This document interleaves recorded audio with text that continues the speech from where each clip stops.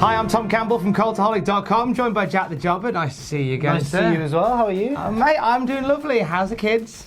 Sorry? How are the family? Just for news to me. That's news to you. Oh! It is news for you. Oh, let's bloody go. Roman Reigns' attack has been reportedly revealed, and it's not Buddy Murphy. We've got news on WWE's plans for the wildcard rule, and an update on Dolph Ziggler's new SummerSlam opponent. We'll get to that in a bit. So cheeky Davey Meltzer's dropped his newsletter this afternoon, and there's a lot of stuff in there about the identity of the person who attacked Roman Reigns with scaffolding. We can reveal, Jack, in this envelope, it's not Buddy Murphy! Bloody hell. Who'd think it was Buddy Murphy? He's a lovely boy. Tell you what, poor Buddy Murphy, because he's been just forgotten about since being called up, hasn't he, largely? Yeah, even forgotten about in this particular bit. But you can see why, and you pointed this out, you could see why people would think it was Buddy Murphy. It's someone who resembled Buddy Murphy, or may have just been Buddy Murphy, just accidentally in shot, was sort of in the background very slightly during a little shot of that whole segment, which did lead to rampant speculation, but it's not, apparently. It's not going to be Buddy Murphy. We can report here today that Daniel Bryan is expected to be the man behind the scaffolding shenanigans of 2019. I like that. I like, because I really want to see Bryan versus Roman. Yeah. I think it'll be very good.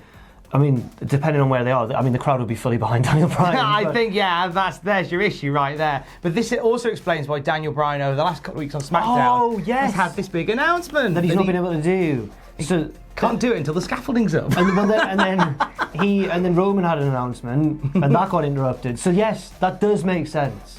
That does make sense. They know what they're doing. They do know what they're doing. Know what they're doing. So Daniel Bryan, Roman Reigns, it happened once, I seem to remember, at like a fast lane. It was that year when ago. when Roman beat him to secure his spot in the WrestleMania main event, which was a bit. But you know, I mean, it all led to Rollins cashing in. I think it was that year. I think it was 2015, and they're both good wrestlers, so it'll probably be a good match if it's true.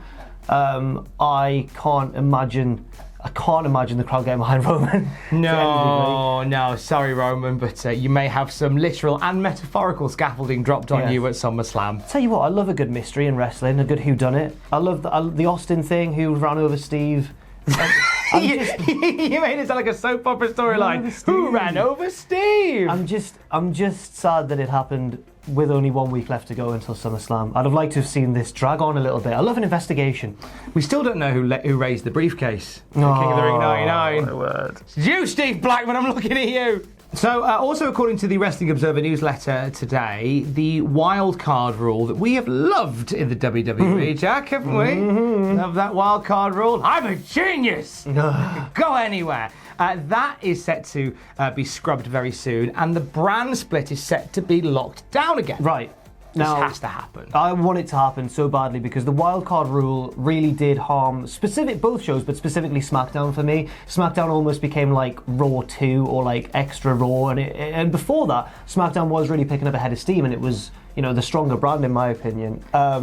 And not that I want to see one brand particularly be better than the other, but it did harm SmackDown a lot when they brought the wildcard rule in. It sort of stripped away the identity that SmackDown had built up for itself. Let me take you back in our Castrol GTX-fueled DeLorean to the heady days of 2003, where you had Monday Night Raw, which had a locked-down roster, and it felt a bit almost like a pseudo Nitro, which was like the big name lads and big angle based stuff. And then you had SmackDown, which was the wrestlers show. You SmackDown 6. SmackDown 6, baby, and all that stuff. And I feel like with Bischoff running SmackDown and Heyman running Raw, we could very well be moving back in that direction, which is perfect. But reverse, would you say? Yeah, so Raw kind of becomes the wrestling show. Yeah. That's never the way it's been. Okay, that's all right. But hey, the world moves in mysterious ways. They're doing. I like the fact that they're actually once again locking it down. There's no talk on. There's nothing that says they're going to do like a draft or a draft lottery again. Because I think that they've muddied that so much now that it doesn't really matter. The first draft they ever did, when everybody was sat in locker rooms, it was like Bubba and Devon got split up. It's I want that again, just for a whole show featuring a lot of Heyman and Bischoff bickering at each other because of their history. I think that would be fantastic. I want them to do one again. Okay. I know it's not been long since the last one I saw, but if there was ever a time when we could just jam another one in, with Bischoff and Heyman as the two respective heads, although they're not on screen, are they? Oh, shove them on screen for it. Shove them on They're screen both for a bit. charismatic lads. Let's do a drafty thing and let's crack on with our Yeah. lives. So, just a few hours here on the Cultaholic YouTube channel ago, we discussed the red herring that apparently is the Dolph Ziggler Miz match. Right, so SummerSlam. can you briefly run me by this? Of course I can, sir. So Dolph Ziggler and The Miz was announced for SummerSlam. Dave Meltzer put out a tweet just saying that this is a red herring. So we're like, okay, so maybe potentially... And there were two main candidates that this could be. It could either be Shawn Michaels replacing Dolph Ziggler. Of course. Oh, sorry, Shawn Michaels replacing The Miz. Miz, apologetics, because obviously Dolph Ziggler's been doing the Shawn Michaels cosplay for the last week or so, using the sweet chin music and doing the poses and stuff. So the other rumour was Goldberg, because Goldberg's been getting a lot of references in the build up to this. Yeah. Turns out, according to the Observer, that red herring is Goldberg. What? shaped. Wait. So Goldberg's... Wait, so the red herring's the Miz, Goldberg's the opponent? That's what we're hearing. I genuinely thought you were going to say there's two potential opponents, Michaels, Goldberg, but obviously they're both a bit far-fetched. It'll be... Buddy Murphy. Yeah, for example. Suddenly he's free. But instead, no, it's Goldberg, is it? Goldberg versus Ziggler at SummerSlam. How do we feel on that? You know what? Right. So Let that sink in. I've got two. Let that breathe for a while. I've got two thoughts.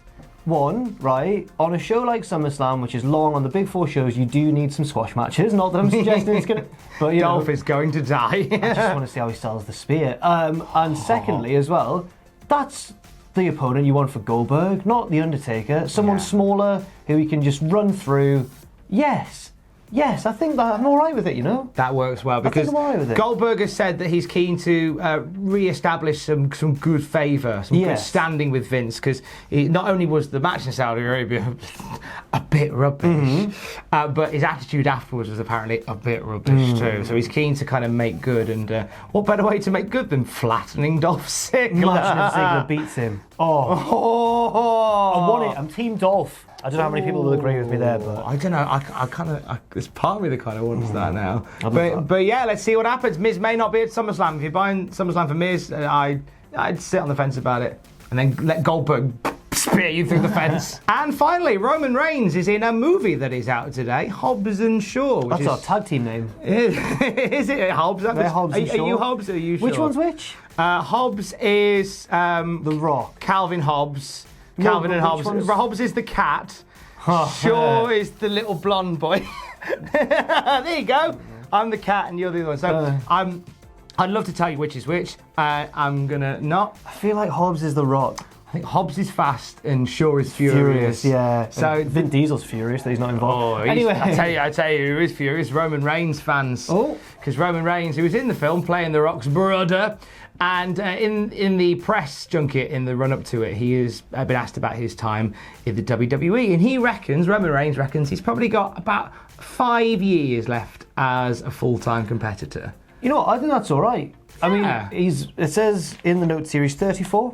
That would obviously lead him into his late 30s, and obviously wrestlers these days do wrestle much longer than that.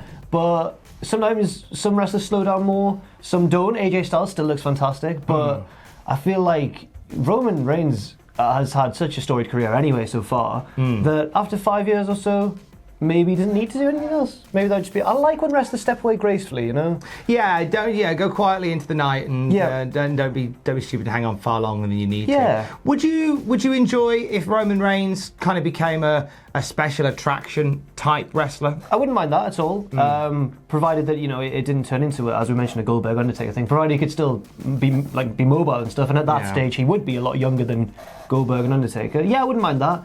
But I think that's a perfectly reasonable thing for him to suggest. There's three ways that a wrestler goes near the end of their time in the WWE. They either go gracefully and become like a part-timer. They either continue to wrestle until like their 50s and 60s, or they become like road agents that every so often turn up to break up a scrap. Finley, the Finley role. So how excited are you for like in 20 years' time to see like Cody Hall and Seth Rollins' teenage boy having a fight broken up by Roman Reigns in a suit? He'd just be Superman punching everyone.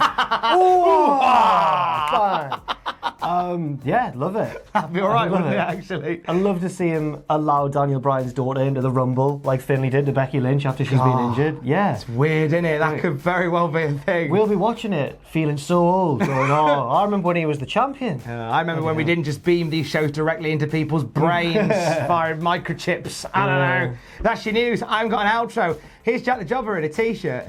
Thanks very much for watching, and let us know what you think in the comments section down below. You can follow Cultaholic on Twitter at Cultaholic and on Facebook at facebook.com/Cultaholic. If you enjoy what we do, then please do check out our Patreon, patreon.com/Cultaholic, where you can pledge. And don't forget, of course, most importantly of all, to hit subscribe and to join us.